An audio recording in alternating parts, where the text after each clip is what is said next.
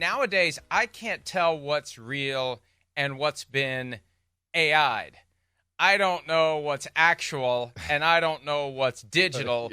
You could have made the argument. What? You could have made the argument that they AI'd that. They could have AI'd a crowd into that. You're hilarious. You're just hilarious if that's how your brain works. I don't know what you're talking about. Your brain works that way. I don't know what you're talking about. But 6,400 square feet, the new Atlanta Falcons locker room, 90 full-size lockers. Man. They have equipment dryers in each locker for wet pads on rainy days, or as the case may be, swamp ass. Yes. Because that would require it's drying important. the pads you know as well. It. Exactly right. There it is. Hey, look at this. I mean, it's like something out of a video game. It doesn't amazing. look real to me. Yeah. It doesn't look real. You got to keep up with the arms race, right? You know, they had the arms race, right, in the 80s and 70s with the Cold War. I mean, you know, with the nuclear program and all that. This is the new thing in football. I'm well aware. I spent every day of my life in fear of nuclear holocaust during those decades. So I'm sorry, yes. I know very well. Yeah. So they're keeping up. I was just trying to give the young kids a little background there. So, but yeah, they got to keep up with it. I mean, you know. You watching, this is nothing for a college locker room. So most of these kids coming from big-time colleges, whether it's Texas, Georgia, Ohio State, whatever, their locker rooms are plush. It is like a letdown, I think, at some level with a lot of these college programs when the kids get drafted and go to the NFL and they're all excited, right? I'm in the NFL. I'm going to get paid. This is going to be awesome. Wait, this is our locker room? These are our facilities? Right, it does seem a little backwards that way at times. Here's how it works. Yeah. Here's how it works. Right. In college, they don't pay you. So, well, that's changing, but we can use all that money we otherwise would give to you to give you this great locker room that lures you in like the Pied Piper or the house made of candy in Hansel and Gretel. In the NFL, the money goes to you.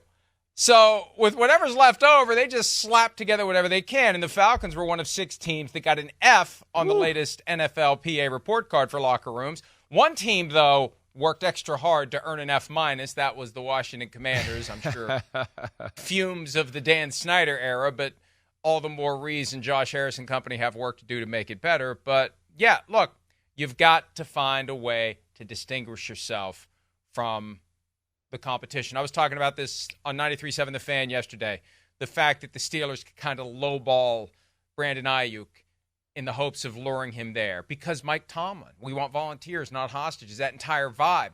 That can break the tie. That can save you money. You got to find things that can save you money, all things considered.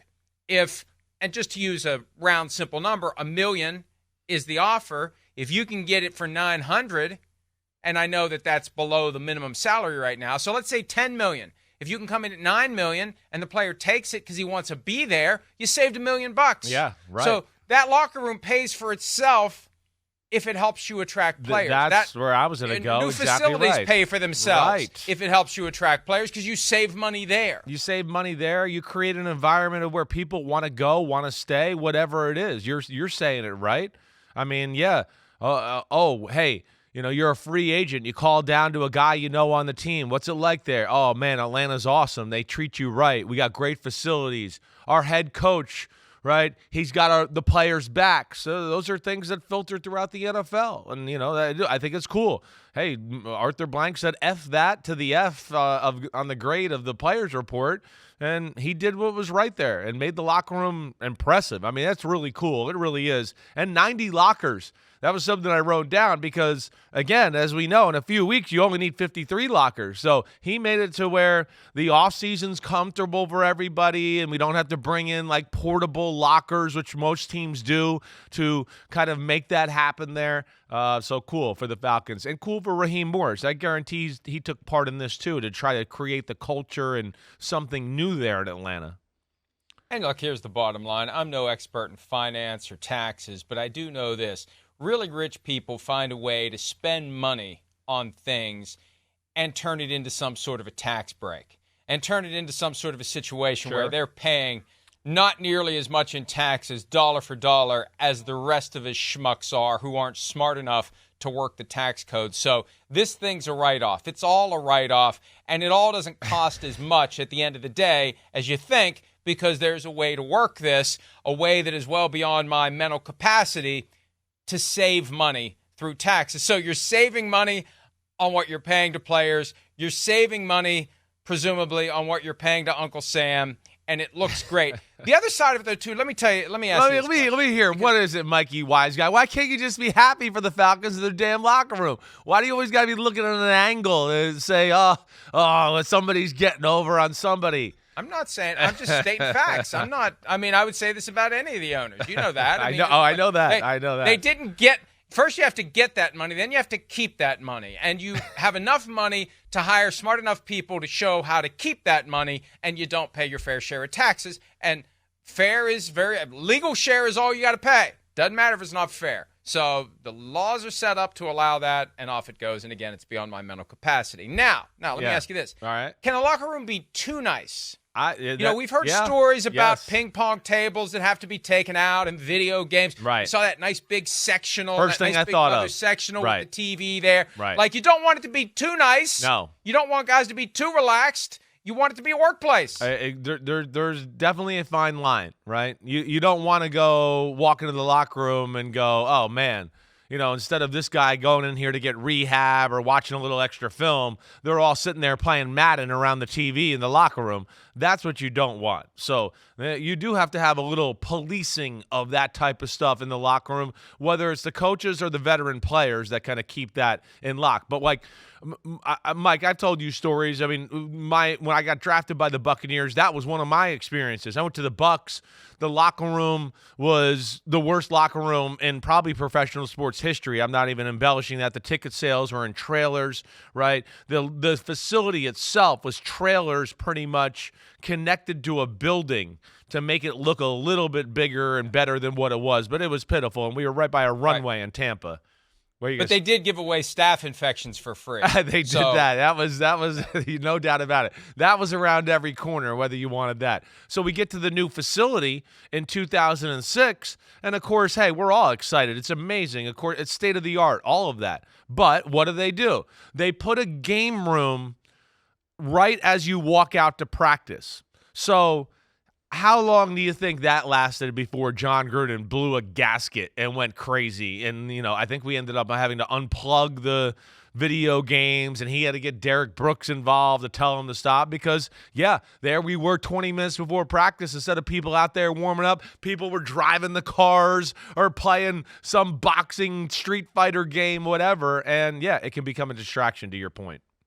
Yeah, I watched the Hateful Eight over the weekend, and I can imagine John Gruden did those video games, what Kurt Russell did to that guitar when he decided music time was over. And by the way, fun fact, that was actually like a 125-year-old rare antique guitar that Kurt Russell obliterates. Wow. Hateful Eight. Look it up, and rewatch to see the reaction from Jennifer Jason Leigh, who played Daisy Domergue, because she reacts to the destruction of the guitar. That was not script. That was like, holy shit. I can't believe he did this that. Rare, priceless 125-year-old guitar. So that's the first thing I thought of, because that John Gruden would be taking a flamethrower to the game room as soon as he realized it was affecting his ability to impose his will upon his team. Yeah, I mean, let's the school of football I grew up in. I mean, come on, Bill Parcells, Bill Belichick. Do you think they got a game room in New England there where they could do that? Hey, you know that doesn't happen. I remember when Parcells 21 years ago went to Dallas. The first thing he did was he put all the thermostats in the players' lounge on like 58 degrees. That's what he would do. Freeze them out so they wouldn't stay in there. Yep. And the same thing with the training rooms. Exactly right. Put him in the training room. I can remember going as a young kid going, wait, why am I walking in this room and why I see my breath? Why is Ronnie Barnes, the head trainer at the time, wearing a winter jacket? I was like, what? And then I'd walk in there and be like, holy, I could never, I didn't get it. And then, of course, my dad told me, and that was the magic there. Now, I will say this. If we could show it again, I do love the barber chairs in the locker room. That is kind of a football culture type of thing, right? I mean, everybody wants to keep it high and tight, looking good. You're on TV every week in the NFL. And, a lot of organizations are cool with, hey, let's you got a barber or a guy who cuts hair and he does a bunch of guys on the team and he'll do more if he comes in. All right, sure. Hey, we'll let him in the facility. We'll let 2 or 3 barbers in here. And, on a Friday, the day's not as long. You go down there. Oh, hey, I did some rehab. I worked out. Oh, you know what? I'll go get cleaned up with my haircut right before I go home, so I look good for the weekend. And it is kind of a good camaraderie bonding thing to have in a locker room on a Friday or Saturday when it's a little slower in the building. I got a different perspective on this. Yeah. Because I watched the first episode of Hard Knocks, and at one point we spent 5 minutes learning about how Matt Eberflus landed on his hair and beard style for this. I haven't seen the first one. I've seen the second one, so I got to see that. Okay. Yeah. But yeah, usually they work better if they're in. Yeah. Thank you. Thank you, doctor. based on episode 1, it probably doesn't matter.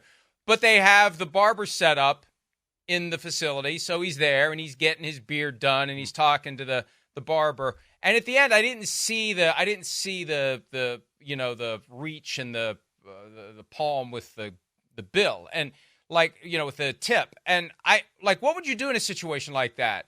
I'd be constantly under stress. Like every time you go in there, you give them a tip, or do you wait until Christmas time and just give them a big envelope? Like I didn't get the impression Matt Eberflus handed a 20 or a 50 or 100 to the guy that just did his hair and beard, but it's there and it's paid for. That would just create extra stress in my life that I don't need. Well, hey, you're making Matt Eberflus head coaching money. You might, have a big wad of cash in your pocket and go, hey, here you go. Here's 100. That's what ends up happening. That's why it's great for usually the barbers, because that's exactly what goes on. There is never a price talked about or anything like that. So you sit down, you do it, you go to your locker, you get your wad of cash, which most NFL players are carrying some cash, and you just go over and give them 100 and walk away, right? Because, you're young and stupid and swimming in money, and that's just what you do. But, that is part of the process. It definitely is. Maybe the genius of it was the transaction occurred off camera because, as we well know, right, tips are taxable.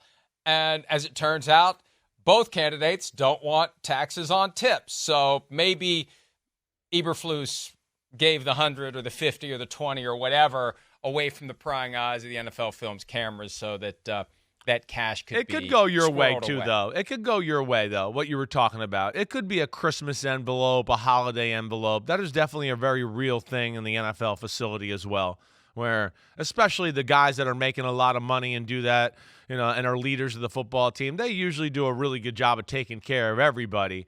All right. But yeah, I would think there's probably a few guys there that are doing what you say. It comes Thanksgiving or Christmas and they give them an envelope of $1,000 and maybe some other cool little gift to go along with it. That certainly could be a possibility. I'd still rather do it as I go because I just think that it's awkward. Yeah. In those in-between interactions that feel like they are worthy of a tip, right, that you get in the habit of not tipping, because I think it can become transferable. If you get comfortable not tipping in that setting, then all of a sudden you're not comfortable tipping in other settings where you would be tipping. I just think that, and look, it's probably cheaper to just give $1,000 at Christmas time than 50 here, 100 here over the course of a year, but still. Those are the dumb things that I think of, and I see those barber chairs, and that just, to me, presents a social interaction anxiety fountain for me, because I got to worry about properly tipping the people who are there to provide the care to the hair and the beard. Hi, it's Mike Florio. Thanks for watching PFT on YouTube. Hit subscribe for the latest news and analysis from Pro Football Talk.